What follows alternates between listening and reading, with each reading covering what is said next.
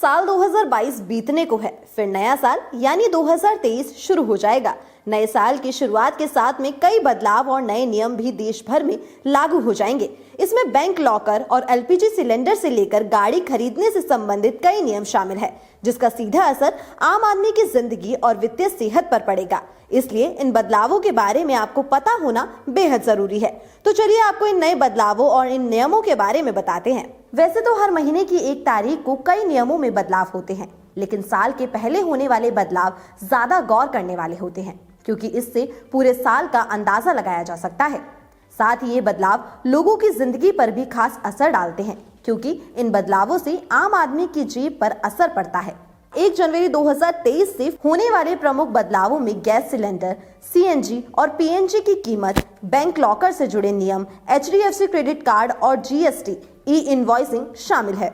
GST invoice India electronic bill के नियम 1 जनवरी 2023 से बदलने जा रहे हैं। सरकार ने ई इनवॉइसिंग के लिए 20 करोड़ की सीमा को घटाकर 5 करोड़ कर दिया है। इस नियम के लागू होने से उन कारोबारियों को इलेक्ट्रॉनिक बिल जनरेट करना जरूरी होगा जिनका बिजनेस सालाना 5 करोड़ से अधिक का है। अब बैंक लॉकर से जुड़े नियम की बात करें तो आरबीआई की ओर से जारी नए दिशा निर्देशों के मुताबिक 1 जनवरी 2023 से बैंक लॉकर से जुड़े नियमों में बदलाव होगा।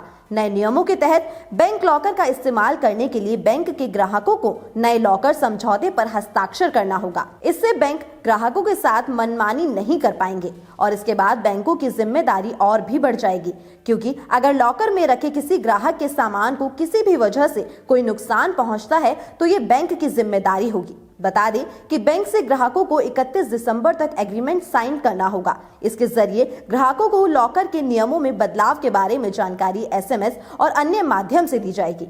साथ ही आपको बता दें कि अब नए साल में गाड़ी खरीदने के लिए आपको ज्यादा जेब ढीली करनी पड़ेगी। जी हाँ, नए साल की शुरुआत से गाड़ी खरीदना भी महंगा हो जाएगा। Maruti Suzuki, Hyundai Motors, Tata Motors, Mercedes Benz, Audi, Renault, Kia India और एमजी मोटर 1 जनवरी 2023 से अपनी गाड़ियों की कीमत बढ़ा देंगे। ऐसे में जो लोग नए साल पर गाड़ी खरीदने का प्लान बना रहे हैं तो जान ले कि अब आपको ज्यादा जेब ढीली करनी पड़ेगी।